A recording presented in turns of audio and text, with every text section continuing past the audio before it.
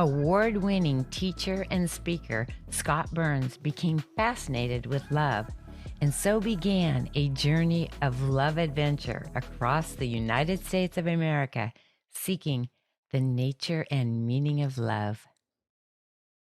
Hello, everyone, and welcome to the Brighter Life Show. I am here with my guest, Scotte Burns. Scotte, how are you?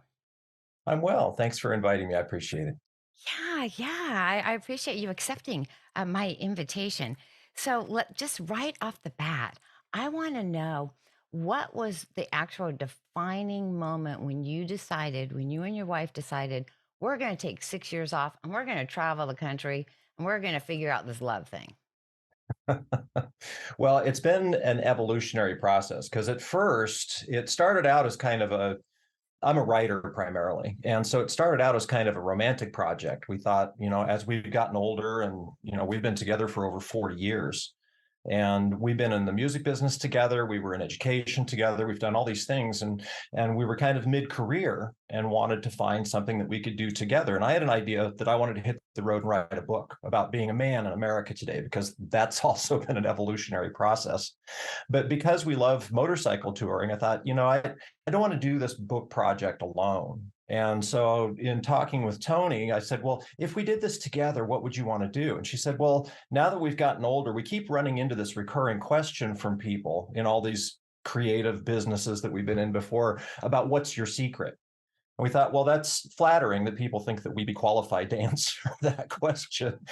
How do I live my life? How do I love people? But we thought, we know who would have the answer, and that's America. And so we decided we would travel to as many different people and places and cultures and lifestyles and events across the country as we could find. And we would ask that question. Well, it didn't take long to find out real quick. And if you want the story, I can tell you which interview it was where we found this out, that's a really stupid question. What's your secret is going to be different for nearly every single person. And so it evolved into much better questions. But then as we kept asking these questions after the first couple of years traveling the United States and talking to people about love, we discovered that there's this profound sense of loneliness and disconnect across the country. All these different people and places and cultures and lifestyles and demographics, people were feeling distanced from one another, and they didn't understand why. And we did, because love is kind of our business. And so that as we collected more and more of these stories and kept talking to people, we found out that they wanted to hear our stories first before they would tell us their own. It was almost like the search for this sense of affirmation, that, hey, this place that I live is still good and it's still right and people are still okay with each other. And there's a human community out there that's still healthy and good and vibrant. And so they'd want to hear all of our stories first, and then it became kind of a friendship. And then they would share with us their stories. And from there, as I said, it was kind of an evolutionary project. It branched out from, just our looking for couple stories to what we called loves of place, purpose, and one another. Because there's people's love stories involve their communities and cultures and their art forms and their careers and their family, their children, their dogs. Taco Tuesday, there's something that defines love and meaning and purpose for people. And we wanted to find out not only what that was, but what are the commonalities between all those things? So if somebody says, well, what's your secret? How do I love? How do I find this ephemeral thing that everybody's after? We can say, well, first you need to know what it is. And here's what we've discovered. And so that's a long answer to your sort of No, evolutionary question. that is fantastic. When you set out initially, did you plan out that it would be 6 years, or did that evolve as you No, were we traveling? had no, and we haven't ended. The Ah, project's ongoing. Um, yeah, yeah, it hasn't stopped. We've been through our first 100,000 miles, and we've ridden through 48 states. We have talked to literally thousands of people. And of course, the evolution continued through, because I'm sure with your life and the listeners' lives, we all hit 2020 and the world ended. And so we all had this bump in the road where we said we were living our lives this way, and then this thing happened. Well, we had to come off the road. And that meant giving me time to write the book, oh, publish some more of our videos. And in writing the book, um, this unusual serendipity happened where I was put in contact with people in neurosciences and animal behavior and epigenetics and quantum physics and psychology and in addition to all the lay people that we've talked to across the country, all the faith leaders, all the philosophers, now I had this huge bank of scientific evidence, this whole other realm of looking at what love is. And so we're trying to find out between all these different modes of thought and disciplines and people, what are the commonalities? If we're going to answer that question, what is love, we have to include all basically all of humanity, all these different ways of thinking. And we found four key things that all of these different people and places and disciplines and ages and cultures all agreed on. And it wasn't at all what most people think about love. And what are the exact 4 things that, what are the 4 things I think that you wrote, somewhere I read that there's 4 things about love that most or nearly everybody misunderstands? Mhm. I know our time is limited, so if you want to dive a little deeper on any one of them, because as I said, most of these things are counterintuitive. They're not the assumptions that many people make about love. And the most important one, and the one that has the widest ramifications in the work that we do, is the most important thing to know is that love is not an emotion. It's not a feeling, and it's not an action. It isn't something we feel or do. It's a state of being. And it was partly through the science, and especially neuroscience and quantum physics, that led us to realizing, that this is not just some happy meme that people who sit in trees off playing panpipes say because it feels good. There's evidence to show that everything really is one thing. And within that one thing, consciousness is the driving force. And, love is an element of consciousness. And that makes it a state of being. It's not the things that we do and the things that we feel are sensed through that state of being, but love itself is not the things that we think it is. People, as we've asked people for definitions of love across the country, we often hear, love is trust or communication or compassion or forgiveness. And people have all these metaphors and synonyms that they want to give it. But those are just the things that we sense through love. In the TED Talk I gave, the analogy I often use is our sense of sight. Other people can offer you things to see, but we don't interpret everything that we see as being the definition of our sight. If we did that, we'd never understand what sight was, and it would be hard to explain, kind of like love. And I so see. love is inalienable to us and from us, and it's the essence of our consciousness. It's the thing that we all share. It's what makes us, as Paul said in the letter to the Corinthians, which Reverend Cromwell Handy in Montgomery, Alabama, had told us. It's what Paul meant when he said we're all made to drink into one spirit. It's what the Hindus meant when the Bhagavad Gita talks about the escape of, they call it moksha, the escape from the cycles of life and of birth and death. This one thing that we all belong in. We found evidence of that, and the glorious thing was that love was what that spirit is. Okay, If so that all makes I sense. find this interesting. So what I'm hearing, especially with quantum physics, and that a lot of it is a vibration. And so did watch your TED Talk, which I thought Oh, was thanks. Appreciate that. fantastic. And I think that it's just sending out the vibration. But how would you share with somebody? We're all seeking love as if it's something out there that we Mhm. seek and what we'll find. We hear all these expressions, stop looking for it and it will come to you, still as if it's something separate that comes to you, not that it starts with you in your consciousness.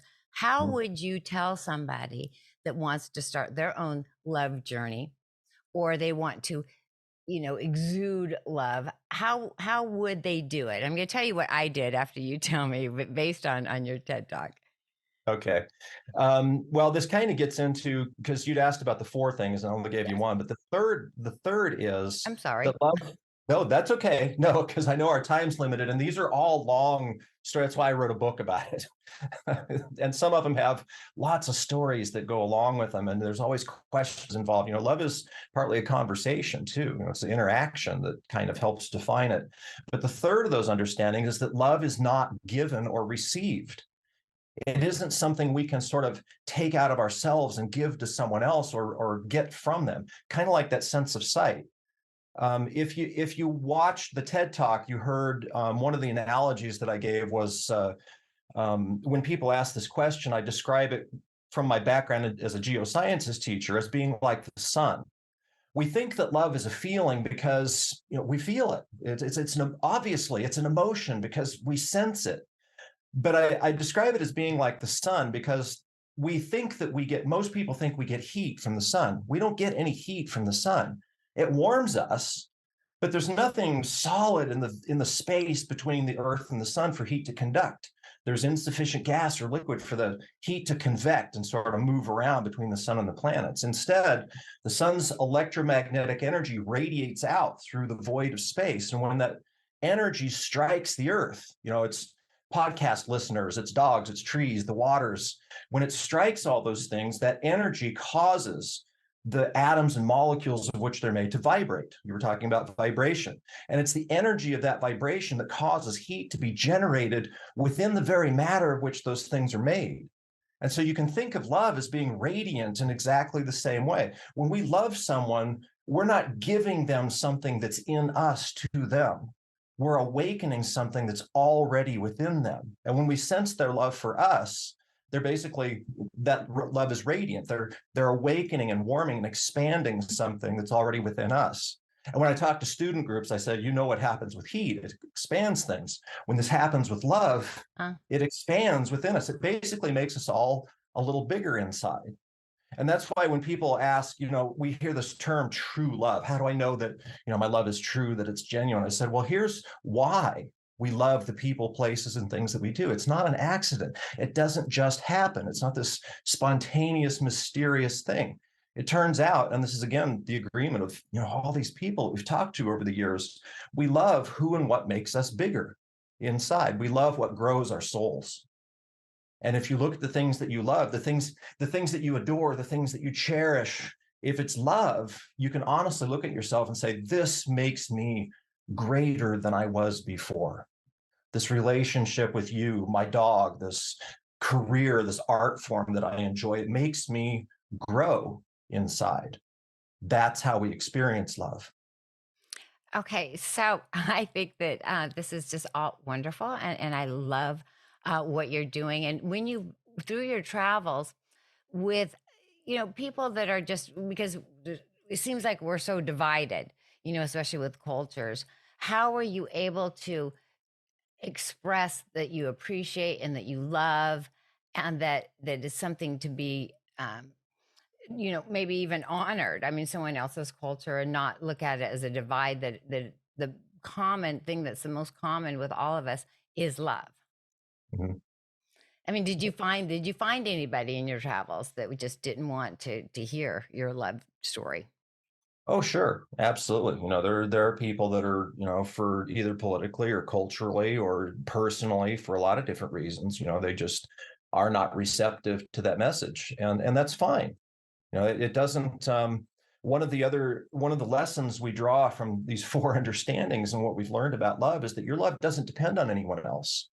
Uh, Um, and so when we run into that kind of resistance, that's fine because we're all one. I've been there right. before. There's times I've been less than receptive to a message that someone wanted to get across, but we're not here to proselytize. If somebody doesn't want to talk to us, that's fine. But But at one of least the you know that they do have love. They just Oh, maybe, absolutely, they because maybe aren't even aware.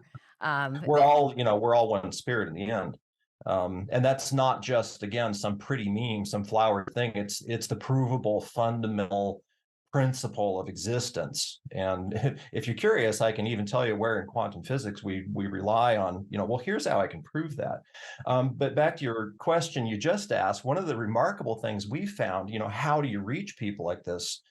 Two ways. Number one, we've found that making ourselves vulnerable, being willing to be the uh, other in a different cultural situation, because when two middle-aged white bikers from South Dakota ride into to a group of street artists in East Detroit, or a military base, or Vietnamese boat builders in Louisiana or Amish communities in Pennsylvania. We're the only people around there that look like us. And so we thought at first that that might be a little standoffish. It would create barriers between us. But what we found is when we show up to a place, and we don't put it like this, but basically say, we're new around here, we're ignorant, we don't know anything about this place or these people, but we want to learn, we want to know, we want to understand, what makes life worth living here. What is this? What is the thing? What are the things here that you love? We're looking for those bonds. And when you open yourself like that and then shut up and listen, there's a remarkable power in going to another human being and saying, tell me about yourself. People Yes. love talking about themselves and their experience. And the other thing is that and there's a story that goes along with this. So if you want, if Yes. I'm trying to Yes. get away from stories because it takes a lot of time. But there's a really powerful story behind this one. One of the other things we've discovered is that there's a remarkably bonding human experience in just being acknowledged. People are so desperate to be seen today, to be recognized as part of this human family, this human community. We have all these, social media and political barriers that we've set up. And we oftentimes lead with that. And I'm always telling people, especially student groups, I said, whatever you lead with, you can understand what's going to follow. If you lead with what divides you, who did you vote for? Ah, Well, you know what's going to follow. If yeah, you lead true. with love, if you lead with, hey, I'd love to hear your story, you know what follows? A story and a connection and a human bonding. And I'll try to make this brief. Here's where I first really realized how powerful this, I don't want to say tool, but this a link with people just being acknowledged. We were riding through a really rough part of Milwaukee, Wisconsin. We had done some interviews at an art center there. And as we were leaving, we had to stop for batteries, a little corner drugstore in a rough part of town with the iron gates over the metal detectors. And so we stopped bikes, and Tony my wife went in to go get batteries, and she had to be escorted, of course, because the batteries and razor blades are kept locked up in the back of the store. And I'm getting sideways glances from people walking around, and there's an old man sitting in a broken down mechanized wheelchair by the entrance to the drugstore. He's got his Navy ball cap on his head, and cardboard sign. And he was turned an angle, so I couldn't see what it said. We've all seen him.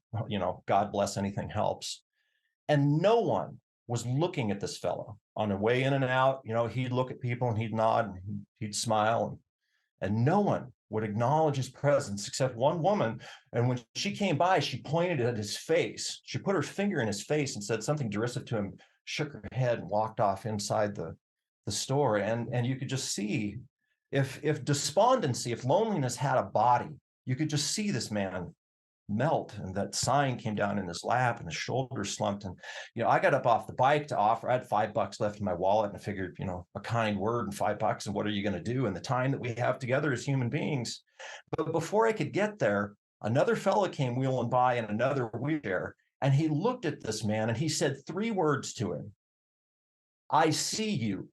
Oh, And that was all. It was almost like I don't know if it's something that the homeless population in Milwaukee is something they share, something they've said before, something that just occurred to him. But when he looked at that fellow and he said, I see you, you could almost see the man's soul reinflate. He just came, there was a dignity to him again, because some other human being just went out of their way to say, you still exist here. You're still part of us. And my wife, with her usual perfect timing, she comes walking out of the store just that moment as that man sat up with 2 bottles of water. And she handed him the water, and she gave him a big hug, and she said something to him. She came walking back over to me, blowing a bubble, because she always blows bubble gum when we're riding. And that man turned and he looked at her and he smiled. And there was just something about the expression on that man's face, that a human being came by and said, I see you. And then somebody else said, here, this is for you, and acknowledged him. And there was something in that look that he had that said, this spirit that we all have together is so powerful and so easily touched. And yet we've set up all these barriers between us. And, love does not have to be that complicated. It isn't something we search and find. It's something that we acknowledge in one another. And we acknowledge it by sometimes as something as simple as saying, you're still here. I see you. That I think that that is absolutely that is a beautiful story, and thank you for sharing that. I think it's especially, even your other stories that people just assume that you're not interested. You look different, you Mhm. appear different, so why would you be interested in their story and their culture and their life and their, things that are of interest to them? And so I think that that's beautiful that you're just going around saying that we're all one, and it's all about love. And when Mhm. I was watching your TED talk, I sort of took some, especially when you were talking about vibration and just with love. So I was in a situation just recently with a neighbor who was a disagreeable neighbor, and she was being hostile. And I went outside, and there were some other neighbors, and I just decided to make my vibration big and surround her. And she just looked around at everyone, and I'm not going to say she was disarmed, but she could feel it. She could feel the love, and her hostility went away, and everything was just sort of peaceful. I just don't know that anyone has just sent her just, some love vibrations, because, whatever her, discontentment was at the time, it just went away. It was just sort of all forgotten. And that was just simply, let's say, quantum physics love sent by, vibration. Or Uh-huh. string theory, a bunch of strings wrapping around her. I don't know, but Yeah, no, we see that all over the country time and again. And it's why, we try to really get across to people that this sense of separateness that we have in this country now it's constructed. We've built these barriers between us. They don't naturally exist, and they're easily destroyed. ah, It isn't, and most of it is just a matter of contact. Just don't lead with what divides you. Sometimes it's as simple as that. You got time for one other quick example? yes, yes, of course. We were in Taos, New Mexico, and the Taos Pueblo. I don't know if you're familiar with the Taos Pueblo. Yeah. It's the oldest continuously occupied building in North America. There have been people living there for over 900 years. And the Tewa speaking people that live in the Taos Pueblo, they have no abundant resources. They don't have, a gold mine behind the place or something. They don't have, industry there. What they have is themselves. And so they have made themselves their own product, basically. And so they sell tickets to the Pueblo, and tourists can go and basically walk around the perimeter of the Pueblo, and people have their front rooms open, and they've made themselves, and I don't mean this to sound negative, but they've made themselves exhibits. They are their product. There was one fella, jewelry maker there, that had a sign out in front of his front door that said "Real Indian Stuff." Really? And we thought, well, that is such an unusual dynamic to have with other human beings, to say, here, come look at me, at my life, I'm on display here. How do you maintain your connection with people when you've built that kind of relationship with them? And so we found a couple. It was the longest married couple in the Taos Pueblo. They'd been married 75 years. And we were going to interview them and talk to them about life in the Pueblo and this human dynamic that they have. And well, it turned out that the man had broken his leg a couple of days before we got there. We'd ridden 600 miles to get there, and we got there, and he was awaiting surgery. And the woman at the office, when we checked in, she said, he's cranky. He doesn't want to talk to anybody. I went, I totally understand. If I was 95 years old and awaiting surgery for a broken leg, I wouldn't want to talk to anybody either. But she sent us back to the tourist line. She said, maybe they can find somebody for you. So we stood there in the line of tourists waiting to get in, 1750 to get into the place and walk around. And there was a Tewa speaking woman behind the counter taking money from people. She's not looking at it, again, not seeing, not looking at anybody, just taking their money. And we got up to the counter after a long wait, and she said 1750. And I laid my counter, my Journeys to Love card down on the counter. And I said, we're Scott and Tony Burns, and we were here to interview Mr. Gonzalez. He doesn't want to talk, but we want to find out what makes life worth living here. What's the love story here? We don't know the culture. We don't know this place. We need someone to guide us. What is, and I kind of told her what it was that we did. And she stopped, and you could see, and she took off her glasses and she looked at us and she said, you do what? And we run into this all over the country. And I re-explained it to her. And she says, just a minute. And she puts the whole line on hold and she starts calling all of her friends to find us somebody to talk to, because all of a sudden this life that she had, built up around her, all those bricks, all that mortar came down, all those barriers were, and she wanted to connect. And so somebody else came in to take care of the ticket sales, and she took us off to the side. And half an hour later, we're eating something that I couldn't identify and drinking some exotic something that and all these people gathered at a picnic table behind the tourist office talking to us about their lives. And I thought, this is that connection that we can make with one another that broadens the whole sense of community. And we all left there, I used this term before, a little bigger inside, because that connection was made. And it's not hard to do. Sometimes it's just a matter of getting over ourselves and saying, let's talk. Yeah, I love what you do, what you and Tony are doing, and that you're continuing to do it. How can people get in touch with you? Should they Excellent. have? Thanks for asking. I do our project. You can find us. It's real easy. It's journeystolove.com. And you can see the story and the new videos, and we have excerpts from the upcoming book that are on there, and also a button for our Patreon. So if you want to donate to the project and support the work. And I take this work, the practical applications of this work. I talk to, because I was 24 years as an educator, I was a teacher. And so I talk to people in education and helping professions, life coaches, counselors, psychologists, social workers, and also people that are involved in consciousness studies and sort of, spiritual seekers. And so I do keynote speaking based on this work as well. And if you want information on that, it's easy. It's also scotteburns.com. It's SCOTTE Burns.com. I'm going to have it down in the description so that Thank also you. so that people can get in touch with you. Thanks for the opportunity for shameless plugs. No, no. I think it's a good thing because you have something extraordinary, and I think that people should contact you. Anyway, thank you So so much, a little Scott hope goes a Burns. long way. I'm And sorry. I'm sorry. I say a little hope goes a long way. So anytime people want to connect these days, I they're more than welcome. I love it. I love it. Okay, well, thank you so much, and goodbye, everybody. Have a wonderful day.